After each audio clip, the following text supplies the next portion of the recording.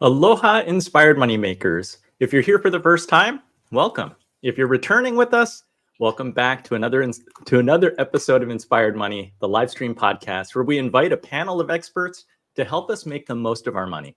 I'm your host, Andy Wong, financial advisor. The topic today is the psychology of spending, unraveling the influences behind our financial choices. We're going to look at how our minds and the subtle influences around us shape the way that we spend money. Do you ever wonder why that sale item felt impossible to resist, or why a stressful day might lead to an online shopping spree? We're going to uncover the triggers behind our financial decisions, and more importantly, how to take control of them. In the first segment, we're going to explore how marketers skillfully tap into psychological triggers to influence our spending. From the allure of a discount to the fear of missing out, these tactics are designed to open up your wallet, sometimes without you even realizing it. So stick with us. We have 5 segments today to cover, and our guests are going to discuss things like emotional spending, how our childhood beliefs about money can hold us back, and how mastering financial literacy and mindful spending can transform your relationship with money. If you're ready to take control of your finances and spend more intentionally, this episode is for you. This episode is brought to you by my financial advisory firm, Runnymede Capital Management. And I just wanted to take a moment to share, this is episode 47 of 100 of our live stream series. If you've been with us for a while, I'm curious how this series is impacting you. We're here in this live stream. If you're attending live, drop a comment where you're watching from, and maybe how has this series impacted you. When I think about my own experience, today I rode my bike 1.5 miles back and forth to go pay a bill this morning.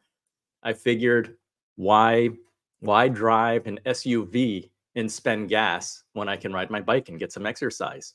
I also bought a composting bin yesterday. So I'm about to embark on a composting adventure. We generate quite a bit of food waste in our household of 5 people. So any effort to be more sustainable, we're going to give it a try. And that's all influenced by the episodes that we've had here on Inspired Money. One really quick thing, I think that Bradley, our producer, had on the screen. If you are financial plan curious, you can do a 3-minute plan. It's a great place to start. Go to inspiredmoney.fm/getplan. And I can say that a little planning goes a long way. So you can answer some questions and get a little bit of a picture of what a financial planning process can do for you. Okay, so we're ready to get started, and let's welcome in our panel of experts. This is a first for Inspired Money. We have a husband-wife team today. So let me start with Dr. Judith Wright. These are both friends of the Inspired Money show. They've been on before.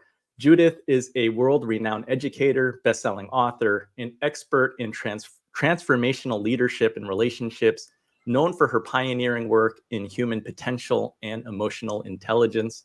Dr. Judith, welcome back. I'm so glad to be with you. Thanks, Andy. And we have her spouse, Dr. Bob Wright. He's a leading expert in human development, co-founder of the Wright Foundation, and an internationally renowned executive coach, author, and educator, known for his revolutionary integrative model of human growth and development. Dr. Bob, welcome, and thank you for moving outside where your Wi-Fi is strong. Thank you for having me, Andy. And we get to enjoy the view, so thanks for that. We have Dr. Megan McCoy, PhD, licensed marriage and financial and family therapist, LMFT. She's an accredited financial counselor, certified financial therapist, and she's assistant professor at Kansas State University's Department of Personal Financial Planning, where she specializes in financial therapy, financial well-being, and the dynamics of couples' financial interactions. She's published extensively on these topics while also contributing as a board member of the Financial Therapy Association and is co-editor of the Financial Planning Review. Welcome, Megan. Thank you. Thanks for having me. And I don't know if people can see, before going live, we were complimenting her round table behind her, which I just learned is good for advisor-client conversations. And rounding out our panel today, we have Maggie Klokkenga. I hope that I said that right. She's a certified financial planner, accredited financial counselor, and CPA with over 27 years of experience. She's dedicated to helping people align their financial strategies with their life goals by addressing key questions like retirement readiness, investment choices, and spending habits. Maggie, how did I do with your last name pronunciation? That was an A+, Andy. Well done. Congratulations. Thanks for having me here. Phew. Well, mine's confusing. Mine's only 4 letters, but I say Wong, others say Wang.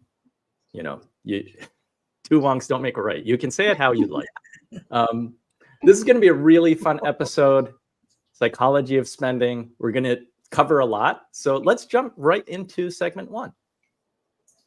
Understanding what drives spending is crucial for making informed financial decisions. Consumer behavior is influenced by psychological triggers like advertising, peer pressure, societal expectations, and cognitive biases. Marketers skillfully tap into these triggers to shape purchasing habits. For example, the anchoring bias affects pricing perception.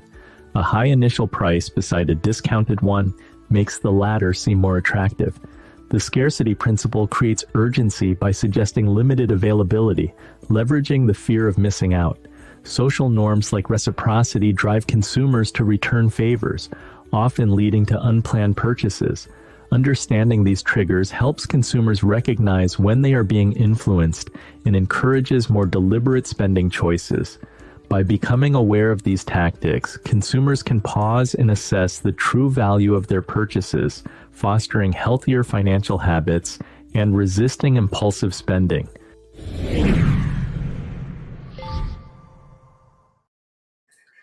All right, there was quite a bit in there.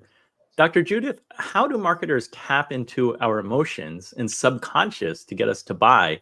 And how can we guard against making unnecessary purchases? Yeah, it's good. We're not rational in our decision making about spending. And the studies show that 95% of our decisions are driven by these subconscious urges. And behavioral economics studies this, and marketers know what that research is, and they know exactly how to get us. Things like buy one, get one free. Well, free gives you just that word gives you this dopamine hit, and it gets you all excited. And if buy one, get one free, like, oh, then, whatever. Then I get used to something. If I get to free trial of something, and then I don't want to let it go. They know how this works. FOMO, the scarcity, fall season, Starbucks. Pumpkin spice latte, it's only available for a limited time. You better get it now. Well, all these things tug on us, and they know what that does. We want this sense of belonging. We want to be part of something. We have the scarcity of FOMO, the fear of missing out, time limits, and all of those are just really geared to grab us so that we don't consciously know that that's why we're doing what we're doing. We're emotionally driven, but then we make up rational reasons for doing it, but that isn't what that is. So signage, music, scents, FOMO, pumpkin spice lattes, all those things, you're going to lose it if you don't get it now, is preys upon our loss aversion, that we don't want to lose out of something. We're afraid of the pain of that. So we have this compulsive, impulsive buying. So we need to be aware, though, that these are the forces that are happening, be able to catch those, notice, oh, this is playing on this, and to be able to be more in touch with ourselves. Like, what am I really feeling? What am I sensing? What matters to me? What are my real needs? What are my values? And allow that to guide our purchases rather than that knee-jerk reaction to those things that behavioral economics and marketers know so well. It is sensory overload. Totally. Bob, can you explain the concept of me and not me in spending and how that relates to societal pressures? Yeah. Well, Alfred. Oh, absolutely. Alfred Adler coined a term called lifestyle. And we all have a lifestyle that says, this is me, this is not me. And we also have an aspirational me. And the marketers know how to tap our aspirational me and to get us to spend just a little more than we should have, or maybe a lot more than we should have, or something we really didn't need that fits our aspirational picture. Megan, in your research on couples' financial interactions, how can couples help each other? And maybe what are the complexities that can lead to arguments? Yeah, I think some of the complexities I see often is that it's really easy for us to see when we have made the decision to not buy something, but it's much harder to see our partner's decision to not buy something.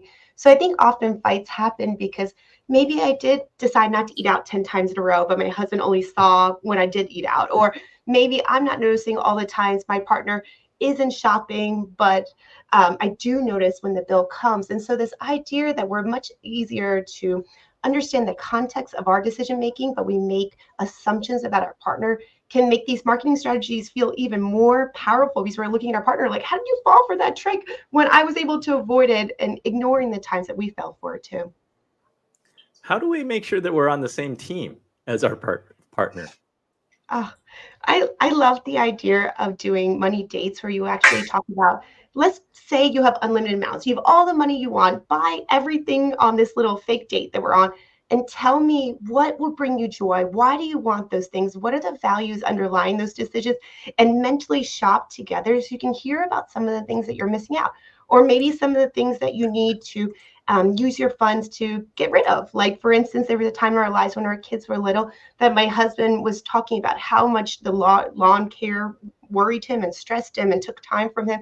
And so we finally, on one of those money dates, were like, that is more worth the money than us eating out during the lunch. So let's pack our lunch a little bit more and give that money to give you more time with the family instead of out there in the lawn. And so I think having those mental shopping where you don't judge your decisions, but really look at what's underlying those decisions can be helpful.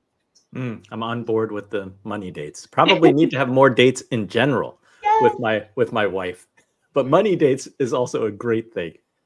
Maggie, when you're working with clients, what are a couple of practical strategies that you recommend for people to avoid falling into marketing traps? Yeah, Andy. So very practical tips. And you all know we just saw Prime Day happen recently, and there was so much marketing about that. Talk about FOMO.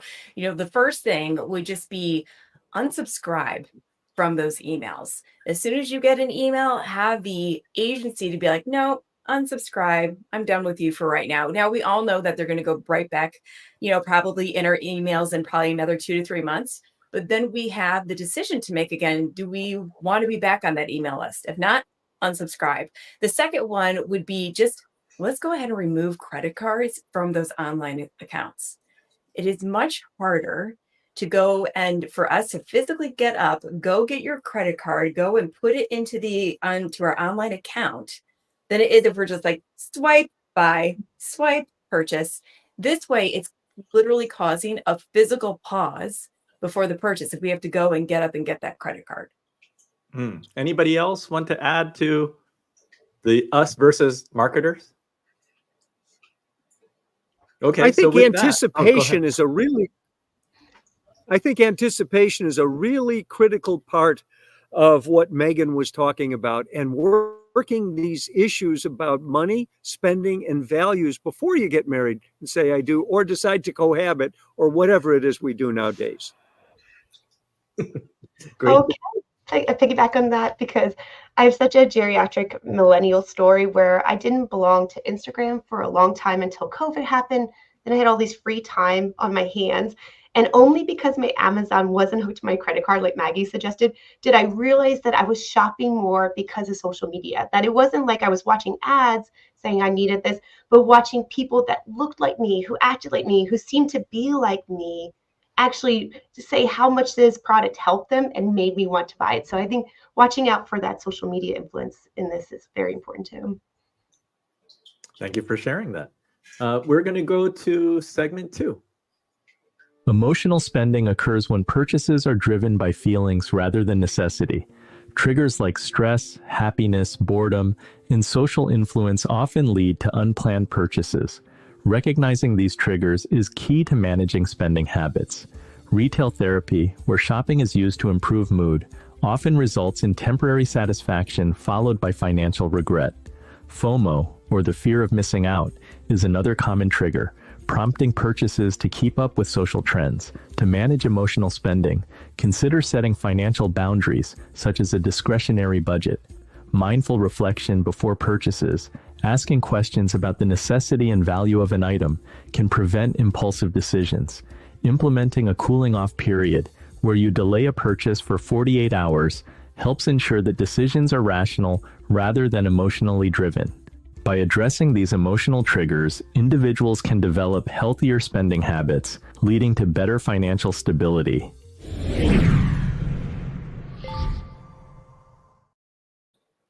Megan, how do you address emotional spending in financial therapy, particularly when it stems from deep-seated psychological issues? I love the idea of talking about how when we're stressed, there are both instrumental coping devices and emotional coping devices. So the instrumental, there's alleviation stress in planning and doing an action that makes us feel better. But that doesn't always possible. There's some things outside of our control. So we also know the emotional component. So I like to help my clients say, what are the things that alleviate my stress or make me feel better? What are the senses, like having candles around me, or the bubble baths, or reading a great book, or spending time with family? Almost like making a list of the items that make us feel good so that we can almost substitute. And then on top of that, thinking about which of those cost money, which of those require time, which of those require planning, which are easy, so that different times when you're feeling emotionally distressed, you can pop in the right coping skill for you. I like the idea of keeping a short list of good things. Maggie, your thoughts?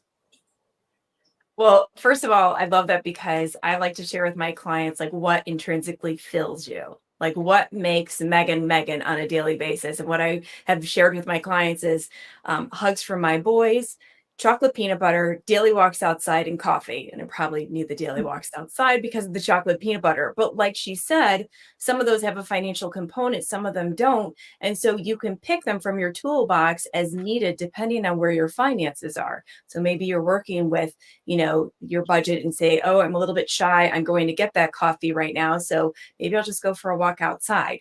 There's other things that I like to bring up to my clients, and that is, let's HALT and ask yourself why. So HALT stands for, are you hungry? Are you angry? Are you lonely? Or maybe bored? Are you tired? So halting also means stop in German. So halt and ask yourself why. Why do I want to make this purchase? If it's none of those four things, the hungry, angry, lonely, tired, then another exercise I like to use with my clients is, okay, say you want to go ahead and buy that thing. How are you going to feel about it an hour from now? Chances are you're probably going to feel pretty good. You've got that dopamine hit. You're feeling good. Like Judith, talked about earlier, you would get the dopamine hit. Great. How do you feel about that purchase a day from now? Okay. You may have it in your hand, so it's feeling really good. Or maybe the delivery hasn't yet been made, so you're anticipating that. We love anticipation. How do you feel about that purchase a week from now? Depends. Maybe, maybe it's been just delivered. You're still feeling good. Okay. How do you feel about that purchase a month from now? And then how do you feel about that purchase a year from now? That can give you a 30,000 foot look at a purchase that right now feels like it needs to be made absolutely to, oh, maybe I don't really need that right now. Maybe I can go for that thing that just fills me and go and connect with a friend, because that will fill me with energy instead.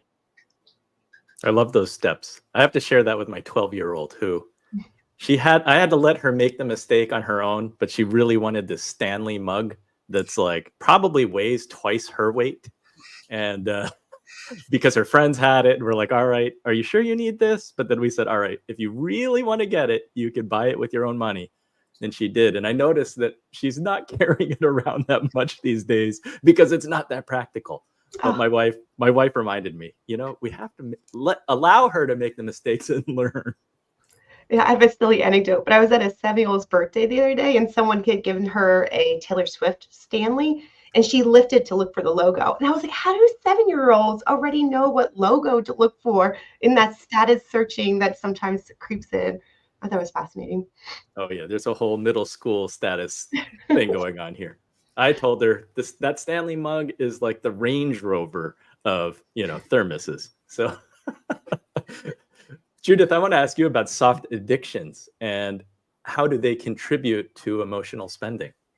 Yeah, big time. Well, it's what some of you are saying, but kind of back up for a second, because we're trying to handle our moods oftentimes. We're sad, we're afraid, we're angry, sometimes even joyous. We want to feel better. And that little dopamine burst we get from buying something new or spending on that new shiny cool thing, that Stanley mug, whatever that is, it gives us a little high for a little brief time, but that doesn't last. It's a very short-lived fuel. And we didn't handle the underlying feelings that are still there after we made that purchase. And then when that fuel doesn't last, and we want to grab something else to deal with that uncomfortable feeling. So for example, shopping then can become an addiction, what I call soft addiction. Those that I coined that term, those seemingly harmless habits like over shopping, emotional spending, that cost money, but they also take time. They tend to kind of numb our feelings, mute our consciousness, drain our energy, and they keep us from really meeting our real true needs. So that retail therapy isn't retail therapy. It's kind of a numbing until, then it's done. And we still have those issues underneath. So really recognizing there's I'm going to go a little bit into the neuroscience. Is that okay with you, Annie, if I talk about the neuroscience? Absolutely. Yeah. So what the neuroscientists have found is that we have two different pleasure centers or pleasure systems in our brain, and they're fueled by different neural transmitters. So we have that feeling that we're uncomfortable with: fear, hurt, anger, sadness, even joy. We're uncomfortable. We want to feel better. So we have this wanting center, is actually what the neuroscientists call it. That's the one that's fueled by dopamine and the possibility of a reward. That's what gets it turned on, that new shiny object, something cool, the Range Rover, whoever that is. So that gives us that dopamine squirt, again, that covers up that upset for a little bit of time. But when we understand how the brain really works, then we notice that those kind of nice feelings, that numbing, only last for a little bit. So because, again, dopamine is just a little tiny squirt of this little short-lasting fuel. But in that pleasure center of the brain, there's no satiation built into it. There's no possibility of being satisfied. It's not in that pleasure center. So we just keep going, and that makes it more this addictive thing. And we're not dealing with that underneath need, which I call our deeper yearnings. But the neuroscientists have found that there's another pleasure center that they call the satisfaction center or the liking center. I call it the yearning center, that does have satisfaction built into it, does have satiation. It's fueled by the neurotransmitters of the opioids. And that's what gives us that satisfied pause, like, that sense of calm, that sense of bliss that comes from meeting those deeper yearnings. And that's why Megan and Maggie's suggestions work, because the things they're suggesting actually meet those deeper needs we have, the deeper yearning we have to hug someone, to love and be loved, to touch and be touched, to be seen, to connect, to belong, to matter, to make a difference. Those are the things that we really need to meet. And when we do, then we can feel that satisfaction. We don't have that frenzy to go buy something. We've taken care of that deeper need, that deeper yearning that's beneath every one of those compulsions. And when we unlock that and we meet that, we're satisfied and we're not driven to spend. Thank you for the neuroscience. Bob, how about your thoughts? So adding on Judith's work, in her research, she's discovered that the least someone spends in a year who's working that they didn't need to spend was $2,000 up to $15,000 and more. And when you add in the opportunity cost, the thing that you could have been doing to make more money when you were engaged in your soft addiction, think gaming, or shopping, or whatever it is that you're doing, the range of lost income goes up to over $100,000. And as people deal with those things, they really do start making a lot more money and saving more. Interesting. So thinking about it in terms of, I guess, finite resources being your time, that matters. Yeah, the opportunity cost is the part that most people don't know how to think about when they're being a couch potato or they're at work. They may be at work dreaming about what they want to do. They want to be an entrepreneur, but they don't realize that the time they're spending dreaming is actually time they could have been making money. It's an excellent point. Bob, from a developmental perspective, what are the early life experiences that most commonly leads to emotional spending habits? Well, at the very earliest level, we're all afraid of death, and we're afraid of missing out on a deal. That's my family. If it's a deal, you've got my attention.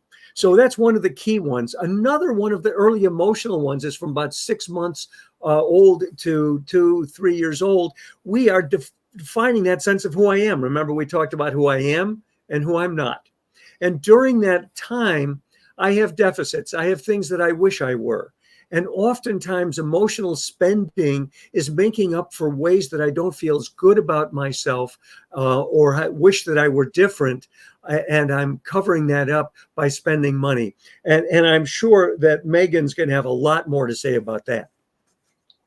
That is funny because I think as we think about like spending triggers for ourselves, I'm not a big spender, but like you, Bob, I have a hard time turning down a deal. So for a while there, like online sales or like bargain sites, or they give you like a coupon, I had a drawer in my house of things that I bought that I totally didn't need. For example, I bought like a cell phone case for $1.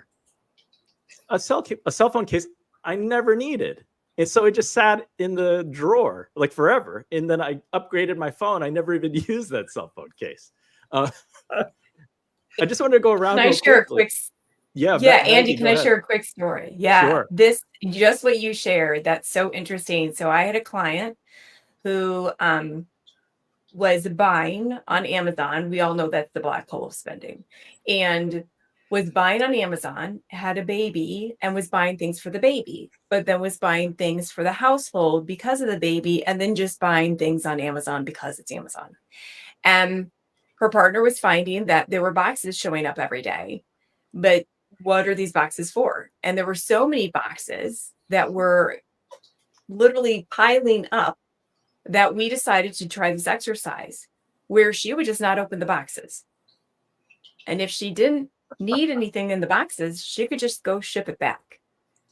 And so what she found was there were lots of times, just kind of like we were doing on the surface, we were trying to just get that dopamine hit, get that feeling of whatever that ick that we had was, and just solve it for the time being.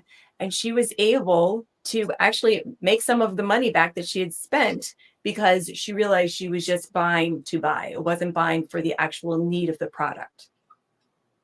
Yeah. Again, it's a great exercise.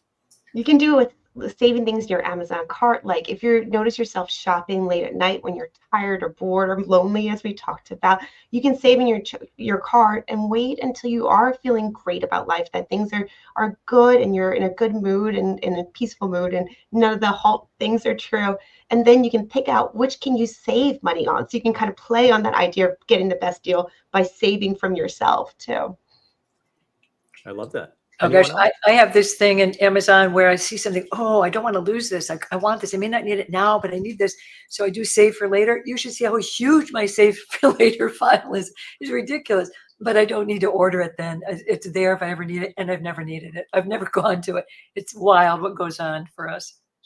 Yeah, as we rationalize, I did overhear somebody saying, a good friend of mine, he was doing some wiring at his house. He was trying to wire a light outside, and he couldn't believe like the amount of cable that he needed. He could order on Amazon and it showed up at his house like later that afternoon. So that save for later pile, you can pretty much order on demand as needed. So let's go to our next segment. Our attitudes and beliefs about money, often shaped in childhood, profoundly impact our financial behaviors. These ingrained beliefs, known as money scripts, can influence everything from how we spend to how we save.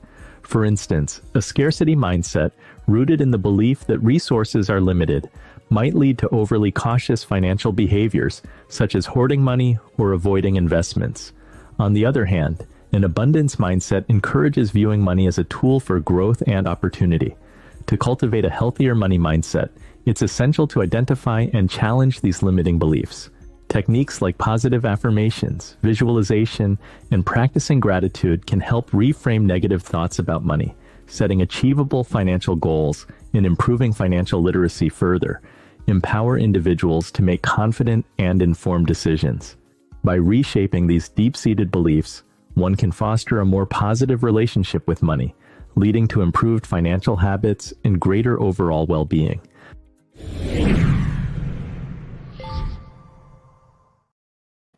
Maggie, you use a money script thought ladder exercise with your clients. How does that work? Yes. So it has been something that I have come along. So I'd heard about the exercise of a thought ladder from the life coach school, Brooke Castillo. And basically, instead of flipping the script, right, where we hear that term, it's actually having a thought and then having another thought that we want to have. So maybe it's more of a negative money script and then getting to a positive money script, but then having incremental thoughts along the way that help us bridge that gap. So we're not just flipping that script, because our brains can have a harder time with that. That's why you can't teach an old dog new tricks. So like one example, maybe, so the Klontz money script inventory assessment, there are loads of money scripts in there. And Dr. Brad Klontz and Ted Klontz, they coined the term money scripts. One of the money scripts are things would get better if I had more money. Very common. I think a lot of us may think that. And then maybe you don't want to have that thought anymore. So with my clients, I would say, okay, what is a thought that you would like to have instead? And maybe it's something more along the lines of, I can enjoy my life without relying on money. So how do you get from that first money script to the final money script? And so like the first rung on the ladder, I like to say, okay, what is like a fact that you can say? Maybe you can say, I have money. It may be $1 in your bank account right now, but it is a fact. You can go into your bank account. You can see you have $1 in your bank account. So I have money. Maybe the next thought is, money is a tool I can use to improve my life. So we're not just focusing on money. So that statement of things would get better if I had more money, that really has money focus, like money is the end all be all. But maybe if I said money is a tool that I can use to improve my life, that can get us a little bit closer to that end thought. And then there are ways that I can improve my life without needing money. Kind of like what we just talked about earlier. What are those things that fill us, that really make us feel like us, and they don't necessarily have to have any kind of financial ramification? And then finally getting to that thought, I can enjoy my life without relying on money, and giving our clients the opportunity to realize I can change this thought that I've been having that may have been subconsciously in my childhood all the way into my adulthood. So that's one way that I do really like to work with my clients on, just kind of changing their thoughts and giving them that mind shift change. Bob, you have thoughts on limiting money beliefs and shifting a script? Yeah, I think that's really critical for all of us. I'm going to avoid my own story and talk about a professional coach that I coached who worked with ultra wealthy people. And that was them. And he was a very strong saving person who didn't make that much and didn't spend that much. And his identity did not allow him a lifestyle like theirs.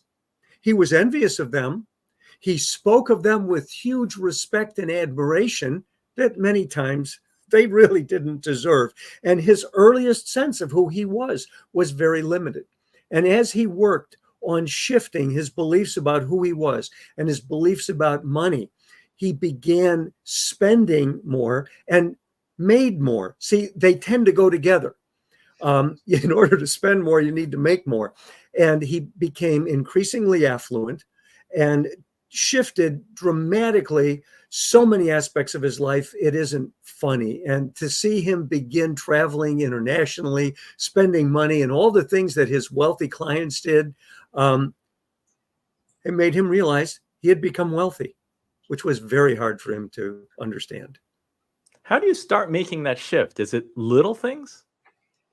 Well, looking at your limiting beliefs, his father was the CFO for a very big global nonprofit and prided himself on his pernicious money habits and was brutal with the entire family about spending money. So his fear of spending money was huge, but it was also the same fear about expressing himself more and making more money. So as he looked at his beliefs as they were encoded unconsciously, not only with his father, but with his mother, who was totally dependent on his father financially. He began to ask deeper questions, and he began to experiment, and he began to challenge. It's the assignment way of living. We must learn to deploy neuroplasticity. We all know that it's possible now, but it takes thousands of repetitions to truly change something like that. So he worked week in and week out on new expanding beliefs about who he was in conversation and everything he did with people, which included money. It wasn't just the money that he needed to transform. It's his sense of who he was. He needed to expand dramatically. Megan, how do you address a scarcity mindset in financial therapy?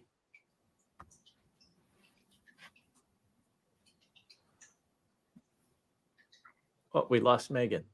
So I'll go to Judith. Okay. Judith, can you talk about like maybe some practical exercises that can help shift deep-seated money beliefs from scarcity to abundance? Well, I think there's one thing to kind of back up for a second to understand how powerful scarcity mindset can be. And maybe we can go back into evolutionary psychology, because if you go back to humankind when we were kind of traveling the world and we're in tribes, that what happened when life was dangerous, the more resources we had, the more likely we were to survive. The more furs, the more food, that really made a huge difference. So, and how we evolved was that when we don't feel that, if there's that sense of scarcity, it actually triggers this fear of like, I'm not going to survive. I can't live, because that literally was true in ancient mankind. And that's still our DNA in that way. So that scarcity really triggers a primal fear that I can't live. I'm not going to be okay. And then oftentimes people get grasping then with that, or can really hang on to that. So that's one, we have that kind of history for many of us, but then also we have our family histories, like what Bob was talking about. What was that sense of how we grew up? What's our sense of what we believe about ourselves and what we believe about the world? What do we think it's an abundant place, or a resource is scarce? And that really forms that in our beliefs about money and things, and scarcity to abundance, wherever we on that continuum, that's kind of settled by the time we're about 7 years old. So this is big, deep stuff that we're living with our whole life. So to kind of understand that for many people, like hanging on, not taking risks. And then we have loss aversion. We're so afraid of what we'll lose. We're more aware of what we're going to lose than what we could possibly gain, can really influence us in our decision making. So for me, it's like in order for people to really understand how to change that, it's kind of understand it's a big deal. It's pretty deep. And one positive affirmation or something's not going to do it, kind of face the reality of it, and to really increasingly be able to have experiences. We use life assignments where people are looking for more abundance in their life, or they're creating that, or they're keeping track. We're actually week after week after week. So they're building that sense of their own deservingness, their own value, but also that there's more abundance in the world than they were aware of. We actually give them an assignment to ask for things, and to really just ask for as many things that they possibly can ask for. And what we find with that is that they actually get a lot from it, that there's a much more abundant universe than they thought. Yeah, they might get a few rejections, but it's kind of blows them away. It's like, oh my gosh, there really is abundance here. People do want to help me. They've asked for raises, they've asked for free refills, at every level. And just by practicing that, they get the concrete feedback that there is more to life. And it's really, it's easier said than done, that we just shift your beliefs. We can do it. There is neuroplasticity. We can rewire our beliefs about ourselves and the world, that we're deserving and the world is abundant. But it takes real consistency, and it helps to have other people helping us with that, and to give us that feedback consistently as well. Megan, your thoughts? Yeah, sorry about disappearing on you. I promise I was just sitting here. But I do have one exercise that can kind of hint at that consistency. I learned it from a great friend named Dr. Sarah Acevedo, but it's called the 3 Good Things exercise.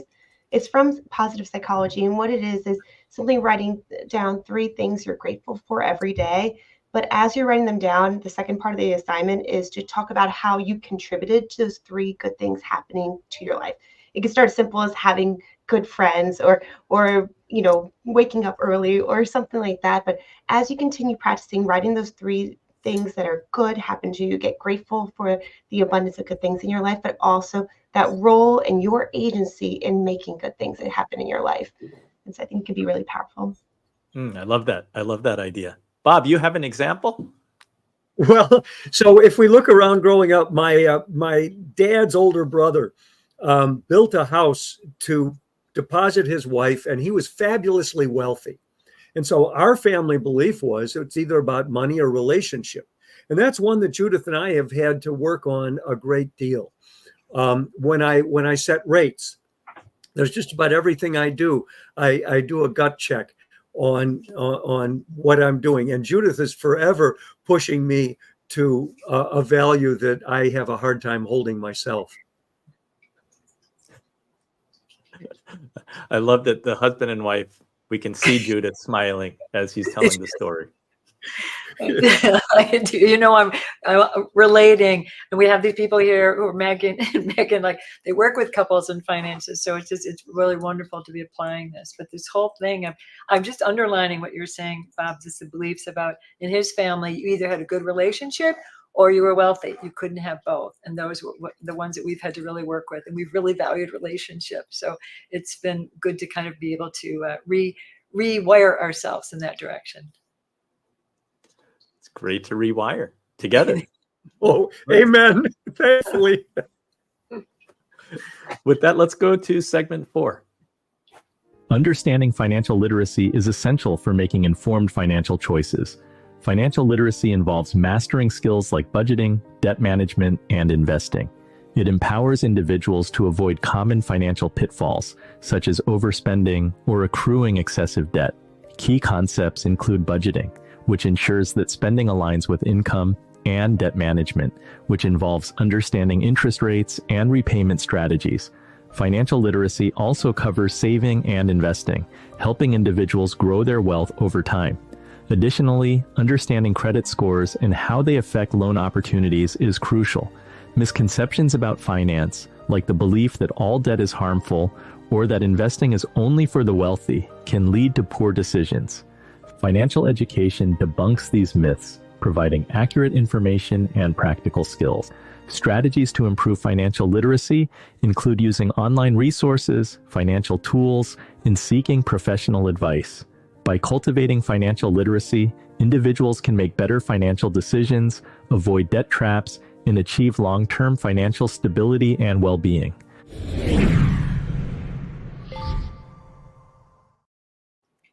Maggie, how do you approach financial education with clients who have limited understanding of basic financial concepts? Do you have favorite resources? I do. First, I will send them a cake like we just saw in the content because that was amazing. Like everybody should have a cake thing. But I do really love empowering my clients. So a few resources that I like to send my clients to. One is if they have a lot of credit card debt or just a lot of debt in general, and it's very overwhelming to them. PowerPay.org is through the Utah State University Extension. And I kind of liken it to it's the light at the end of your debt tunnel. So that provides a calculator where you can determine debt snowball, so lowest balance paid off first, or maybe debt avalanche, which is highest interest rate paid off first. So that's a great free resource. The Consumer Financial Protection Bureau, CFPB.gov, that has some great just educational resources just over a number of foundational financial topics. Investor.gov, that is for the United States Securities and Exchange Commission, so the SEC. So if you're looking for a few more investing, just educational resources, investor.gov is a great resource.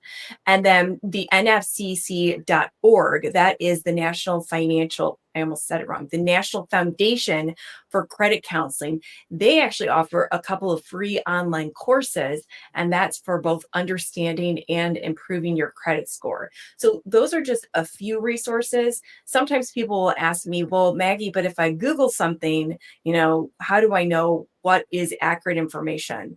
What I found over generally is places like NerdWallet, Bankrate, Per Money, Also, Investopedia, which sounds like Wikipedia, but it's actually Investopedia. Those can also be great resources to read articles about.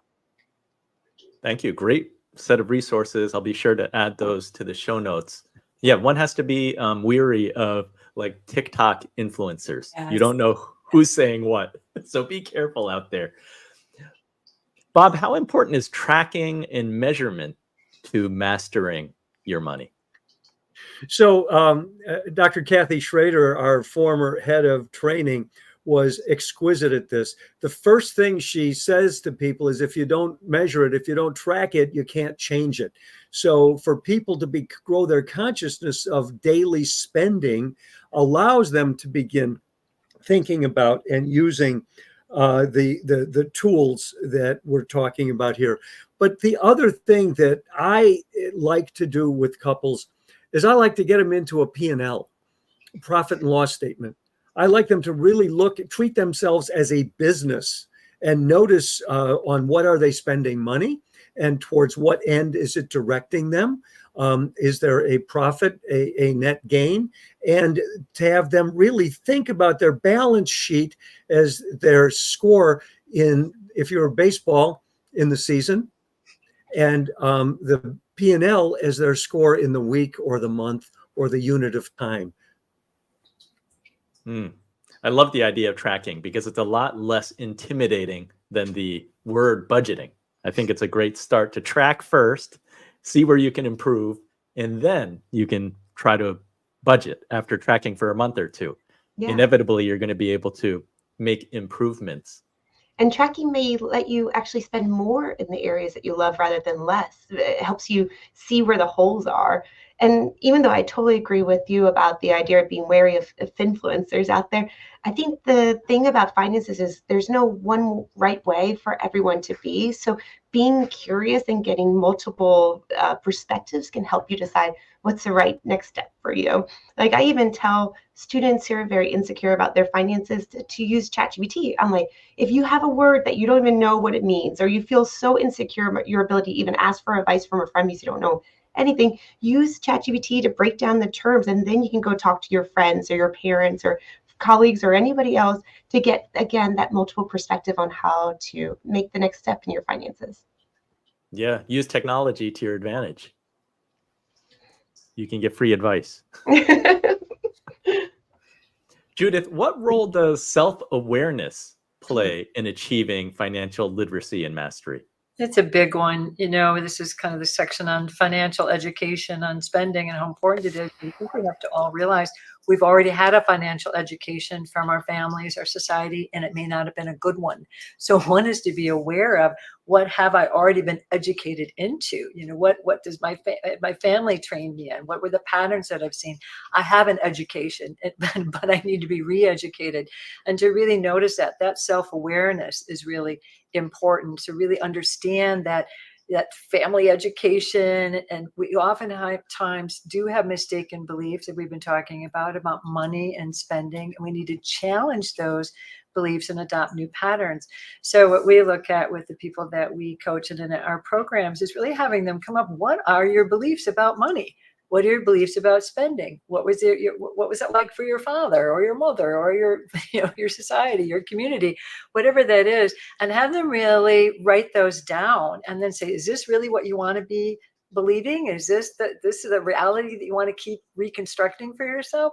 And usually it's no. Some people have had some good education, they can keep that going, but it becomes more clear, like what are your values, what really matters to you, and how do you then guide your money, guide your spending by your values, and what empowering beliefs do you want to have, and actually list those. We work with them on that. And then what are things you can do that actually would be more in alignment with those new, more empowering beliefs. And that self-awareness and that activity and that consciousness and the continuing to work with that over time makes a big difference. And then you can use the beautiful tools that Maggie and Megan are talking about. That sounds like a great exercise for yourself, but then to have a conversation, since Megan does a lot of couples counseling, to discuss with your partner, because then you can help each other and guide one another and understand one another a little bit better. Oh, I love it. One of the things we do a lot is family genograms or money genograms around our family, where we talk about how our parents manage money, what topics were allowed to be talked about around money and what weren't. I remember when I was 18, I had to fill up my FAFSA, and I turned to my dad and I said, I need to write down how much you made. And all the color really went from his face. Like the idea of telling me his income was so taboo in our family. And so marrying my husband and learning about what was taboo in his family, what were the messages we received that we loved and we want to pass on to our kids, and which was the ones that we wanted to leave far behind that didn't work for us, is a fun exercise for couples. I love that. Anyone else before we move on? Well, one thing I would add, Andy, back to the profit and loss statement and treating a couple as a family or an individual as a family, is the exercise of going over the general ledger. The general ledger sets all the lines that show up in your profit and loss statement, the revenue lines and the direct spending lines and other ones. And it's a wonderful exercise in consciousness that I'm being reminded Judith and I need to redo now. Judith, you have some homework to do. I know, I'm noticing that. Like, yeah, I didn't expect that from this, Andy. Okay, but I take it on. He's totally right. Hopefully it's a nice money date over some wine and yummy food too. I love it. That's great. I love money date. That's great. Yeah, might as well make it fun. Great. All right, let's bring it home and go to segment 5. Mindful spending is about making conscious financial decisions that align with your values and goals. To practice mindful spending, start by shifting your mindset from instant gratification to long-term fulfillment. Embrace minimalism, distinguish between needs and wants, and practice gratitude for what you already have. Budgeting apps like Quick and Simplify and You Need a Budget can help track income, expenses, and financial goals, providing insights into your spending patterns. Keeping a spending diary, where you record every purchase, increases awareness and highlights areas for improvement. Setting financial intentions, such as saving for specific goals or avoiding debt, guides spending decisions. Delayed gratification, where you wait 24 hours before making non-essential purchases, helps prevent impulsive buys. The cash envelope system, allocating cash for different spending categories, ensures you stay within budget. Focusing on experiences over possessions and conducting subscription audits can save money and enhance satisfaction. These techniques help you achieve mindful spending, fostering financial discipline and long-term well-being.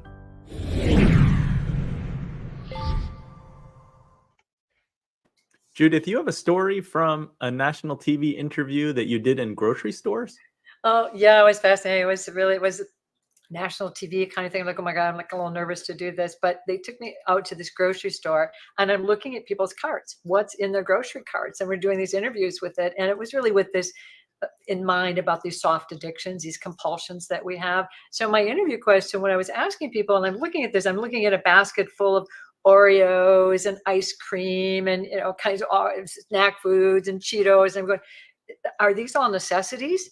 And people say, yes, these are absolutely necessities. I have to have this, you know, like, okay. And that was actually pretty continuous from person to person, because that's kind of what happens. This is kind of mindless grabbing things that we think are going to help us feel better. It's not mindful. It's just like, I don't feel good in the moment. There's this interesting thing that studies have shown. They call it time inconsistency or dynamic inconsistency. What it is like if we're going to make a shopping list, for example, for the grocery store for next week or for the future, we usually actually make a pretty healthy one, you know, organic meats and fresh fruits and vegetables. But if we just go to the store right now, it is junk food and pizza and, you know, whatever. It's like we lose track of those long-term goals and we're caught in just the moment of trying to manage our mood. So I also had I'm thinking of another TV example. 2020 actually did a whole segment, having worked with 3 different people.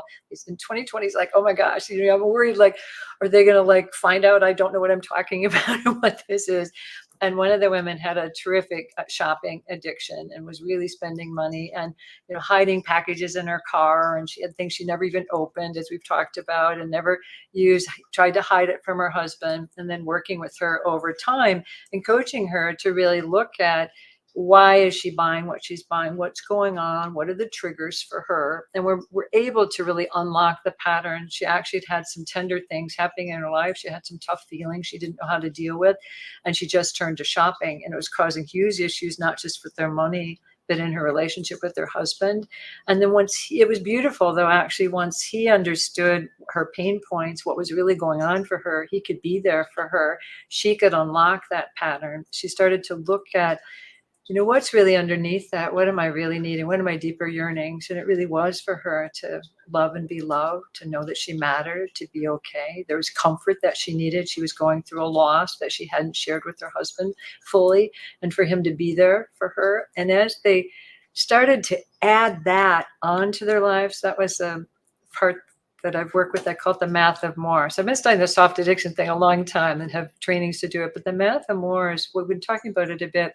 It's when you add things to your life that meet those deeper yearnings, then you naturally subtract those compulsive spending and those kinds of things, because it's met. Those needs are met. You don't have that same draw.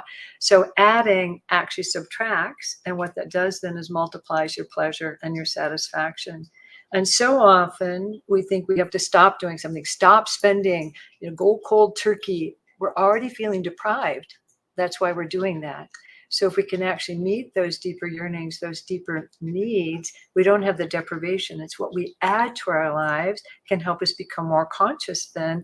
We're more grounded. We're more aware of what we're feeling. We're not caught in that trap of our compulsive, reflexive kind of spending. We're with ourselves. We are aware of what we're feeling. We can sort through then what really matters to me. How do I want to be spending my time, money, energy, and to do that appropriately? So it sounds easy, just be mindful, but it's a lot more difficult. But if we can use the data of these compulsions, there's always a deeper story underneath. And if we can translate it to that and meet those deeper needs, we start using our resources appropriately. We become much more purposeful. Studies show that as well. The more we live with purpose, the more we use all of our resources more in fulfillment of that purpose rather than wasting them. So I've learned a lot and continue to learn. I've had these really wonderful opportunities to work with people about this and to see the big changes in their lives in this direction. And Judith, those are such great points. And I wanted to piggyback on that. So, to the point of having, meeting our needs, meeting those intrinsic needs that fill us, it does then subtract from those, those FOMO, those emotional spending triggers. So like on a practical matter, sometimes for my clients, I will just say, okay, prepare a list. So you're at the grocery store. So when you share the grocery store example, immediately I was like, prepare the list and stick to the list. Just stick to the list. That's all you have to do this time. I just want you to prepare the list and you stick to the list. And once they do that, they feel so empowered again because they realize, okay, I just broke a pattern. I don't have to have the Oreos or the Cheetos or the ice cream this time. I can just prepare the list that's healthy. I can stick to it. And I realize that I've had this. And so many of my clients in the past, like coming out of COVID, they got used to this. We're looking for that connection that you shared about, Judith. They were looking for that connection. And where can we get connection? Through food, DoorDash, delivery. I want to get, I still want to get some of my great food. And coming out of COVID, they're still doing those same patterns and their finances are dwindling because they're still continuing that because that's their brain. Their brain is on just that, just the autopilot. They just keep doing the same old, same old. So by our helping them realize, hey, pause, take a moment, ask yourself why, prepare that list, stick to it, and realize what you can do for yourself. And then if you want to go get the Oreos that one time, go get the Oreos and blissfully enjoy the Oreos, but do it with intention. Yeah, it's great to have a plan. Megan, I want to ask you, any thoughts on overcoming some of the most common obstacles to mindful spending? Yeah, I don't know what my thoughts are exactly for overcoming, but I have one story that always comes to my mind when I think about mindful spending. It's the story of Diderot, and I come from a long line of Irish storytellers, so fact check me on actual facts later, but I think the moral will be true from my storytelling of it. But Diderot was this French scholar who wrote the first French encyclopedia, but it turns out there was not a lot of money in the game, and he's living in abject poverty. But the Queen of France realized that this person who had given this gift to France of the encyclopedia didn't have enough money for the dowry of his daughter. And so she gifted him the dowry, more money, and this beautiful velvet robe, red robe. And Diderot went home with this velvet robe, and he looked down upon his shoes and he said, "Oh, man, my shoes don't go with this robe. I need new shoes so that it doesn't clash my robe." And so he went to get new shoes. And he came back home from his shoes, beautiful robe, looked at his apartment he was living in and saying, "Oh, my rug is shabby, and then my couch is shabby, and then my paint needs repainting." And so there's this chase, I think, in humans just get more and more of things instead of saying what actually gives me value. The idea that things are going to fill that value is never going to be true for Diderot or for any of us. Lovely story. I love it. Bob is applauding. Bob, you want to chime in? Well, first of all, I love what you just said, and I love what Maggie said. But I think this living with our purpose matters. Diderot lived his purpose first and foremost. And what you're pointing out is he got off purpose. He started making his purpose things rather than meaning and contribution. So, Bob, how can people develop a habit of reflecting on their financial choices to ensure that they're aligning with their mission and their purpose? So it's really critical, I think, that we have people that we trust who talk with us to talk over what we're spending and to know what our missions are, because we have many missions. Our purpose is our big why, and we have a family mission, a work mission, community mission, a social mission, a spiritual mission. And we have all these different missions that need money to be spent to them. So there are priorities within the missions, and to begin thinking through those priorities can help us focus. Do we have to get the kids through school first? And now that we've got the kids through school, what's the next most important mission-oriented, purpose-driven way that we can be spending our money? So we get security first. Just think of Maslow's hierarchy of needs. We've got level 1 handled, we're breathing. Level 2, we've got our shelter handled. Then we've got our affiliation handled. Then we've got our achievement. Then we have our higher purpose that we get to go into the rest of our lives. Oh, I love that. I think so often we feel like we have to rely solely on self-control and restricting ourselves from what we want to make change in our lives. And I love the work by like Tiny Habits and Atomic Habits, those folks came out that said we can also rely a little bit on creating defaults in our life that don't make us have to rely on self-control. That is just the default to do the right thing. And so some little things, there's like setting up multiple accounts that you're funding those greater purposes before your spending account, so that by the time you see how much money is left over after funding your other accounts, it's easier to manage that smaller amount than having to manage your entire paycheck. And so I think the more we can automate bill pay, automate our like credit score getting delivered with our credit card maybe, or things that we can do to automate to not only lean on our self-control, but also make it the easiest thing to do. Very practical advice. Judith, you have a closing thought? Well, I just want to reflect on everything that we've been talking about, because I think we're actually proving many things. Part of this, the psychology of spending, we all have a psychology of spending. We've been looking at some of the barriers that we have for things that are, from marketing to our financial educations to our belief systems. We're looking at so many options to be able to be more conscious about our money, how to do that. But I want to just underline, there's a lot of resources. We're demonstrating that in this program and this podcast. There are the resources of you, Andy, who are behind us all the time, like educating us about money, that all this exists. And it just underlines kind of for these beliefs I want to strengthen, that we're all deserving, that money is a resource, that we can make more of it, use it better, we can share it more fully in the world, that people are there to support us. The world is abundant. I want to use this podcast itself to underline some of the new beliefs and the new behaviors that would be helpful to all of us, and to really the hope that's here and the invitation to be managing things more consciously, but more in in accordance with our hearts and our bigger purpose. These are beautiful messages. And I just really wanted to underline that for myself and for all of us. Lovely. Maggie?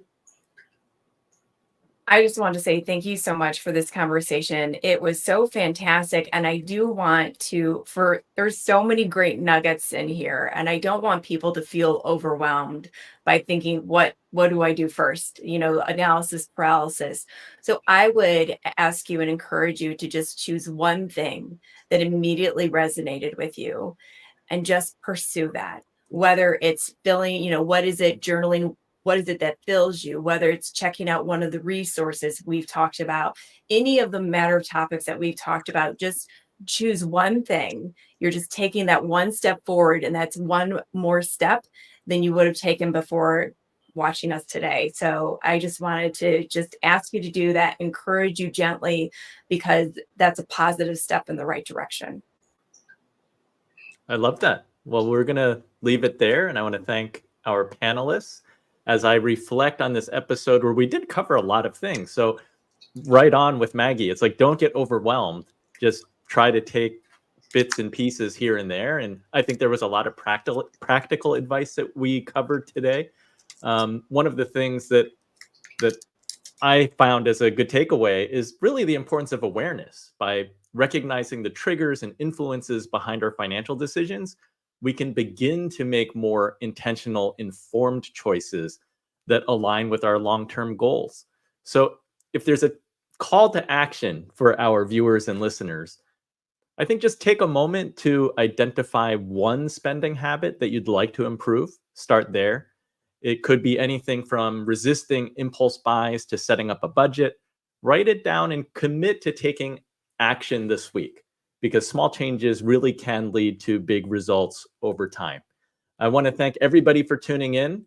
Thank you to our panelists for sharing their valuable insights and practical tips. You can find Dr. Judith Wright and Dr. Bob Wright at livewright.com. Thank you to Dr. Megan McCoy, licensed marriage and family therapist, accredited financial counselor, certified financial therapist, and professor. You can find her at LinkedIn or Kansas State would be great. Okay, Kansas State. Yeah, it's kind of like a long URL. It's like Sorry. kstate.edu. That's easiest. I think that she also has a departmental one too, like hhs.k/state.edu. And then thank you to Maggie Klokkenga, who is a certified financial planner, accredited financial counselor, and CPA. You can find her at abundowealth.com. Did I say that right, Maggie? Again, okay. A+. You got it, Andy. Good job. So far, so good. I'm not going to say anything else. So thank you, everyone. Be sure to join us for the next live stream next week, Wednesday, September 11th at 1 p.m. Eastern. The topic will be portfolio perspectives, balancing watch, wine, and car investments. So it'll be very different from today's episode. It's going to be a fun one. Until next time, do something that scares you, because that's where the magic happens. Thanks, everyone.